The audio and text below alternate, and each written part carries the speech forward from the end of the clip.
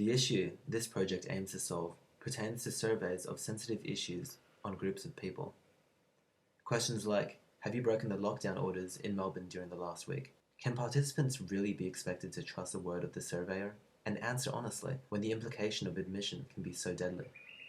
To trust but verify comes from the rhyming Russian proverb and is, in my opinion, a very wise philosophy. So this weekend, I explored two methods for the anonymous submission of survey responses that aims to protect the privacy of all participants. To view my project, go to github.com/mixhab/govhack2021. First, let's look at the randomized response survey. Let me ask you an embarrassing question. Have you broken lockdown rules in the last week? Before you answer, I want you to flip a coin. If heads, then answer truthfully. If tails, answer yes. I'll go ahead and do this now. Feel free to use a real coin. And make sure, unlike me, you keep your coin flip a secret. Any yes response does not implicate the participant because it could be a result of the coin flip. As the sample size increases, the number of people who answered truthfully becomes statistically significant enough to be measured. What's great about this approach is that you could have the best cryptographic solutions and still not trust the programmer, the website owner, or your device.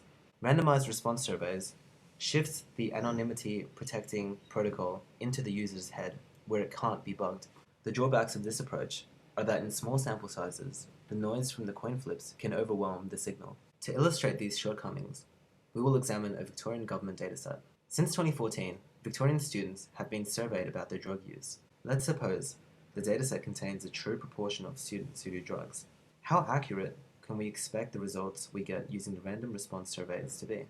As you can see, for small samples of size 100, the 95% confidence interval can be relatively huge. We will now look at another approach to provably anonymize survey data called secure multi-party computation. As long as most participants are trustworthy and there exists some communication channel between every pair of participants, this approach can offer surveys with full anonymity without adding any noise to the data. I go through the algorithm quite thoroughly here.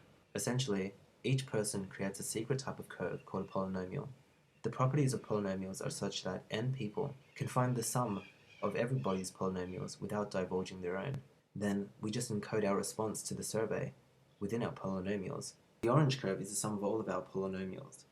Evaluated at x equals 0, it gives us the number of yes responses. So because the orange curve at x equals 0 is equal to 1, there must be one person who answered yes to this survey. This project seeks to be an accessible educational resource so people can learn, understand, and verify the methodologies described. Only then can people understand, rather than trust, in the privacy they are guaranteed using these methods.